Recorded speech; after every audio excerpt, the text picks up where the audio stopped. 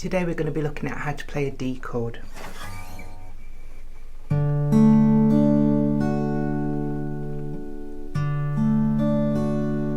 a D chord has the root here, which is the third string down, which is a D note, and then we have the G, second fret, which is an A note. We have the B string, third fret, which is a D note. We have the E string, second fret, which is an F sharp.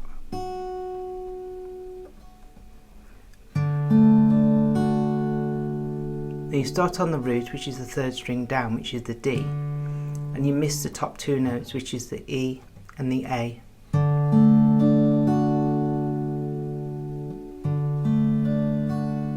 You can come back on that, and it's important to make sure that all the notes ring out nice and clear and you're not getting any buzzing, or like there where this finger's actually touching the bottom string, the E string, and muting that, or if the finger goes up and mutes the string above.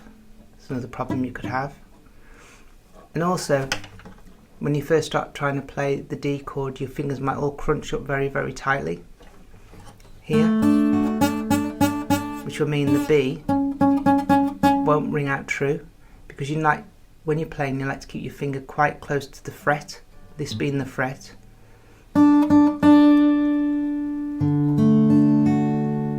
And if your finger's actually on the fret,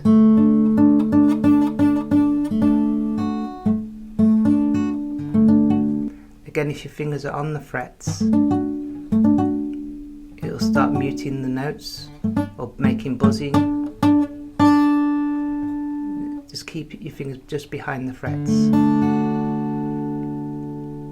Now this finger here on the B string, you might find it difficult to get it to this end of the fret and moving it away at first. It might be all crunched up. So if you have to get your other hand and your other finger and just pull it along, so it's in a better position, because it's going to tend to want to be there, so pull it back.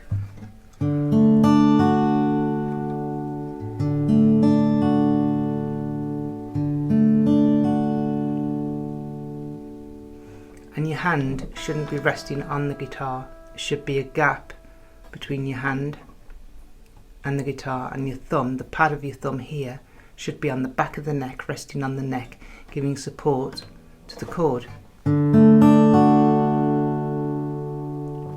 Having your hand free will make it much easier when it comes to doing other chords and moving from one chord to another, so it is important to keep your hand nice and free and away from the fretboard, not like this and all crunched up.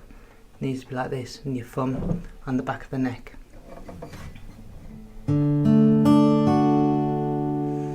when you're first starting, you'll probably hit some of the other notes as well. That's including the A and the E.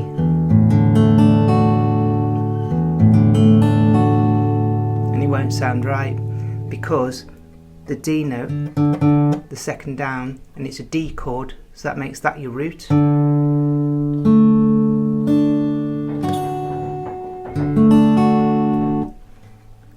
So the D string is your root. So D string is your root, and you play down the four strings all up to the D.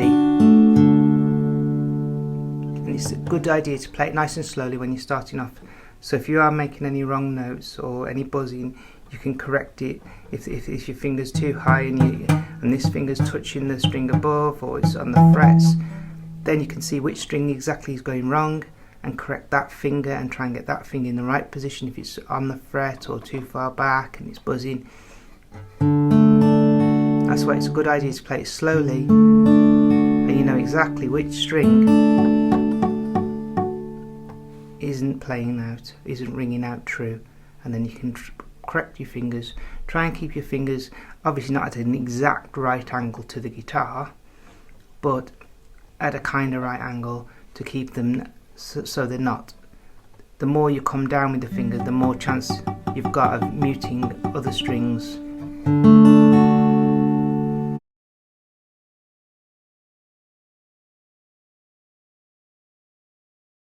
when you're playing the D chord, it's just the tips of your fingers that should be touching the strings. It is just, and they will toughen up.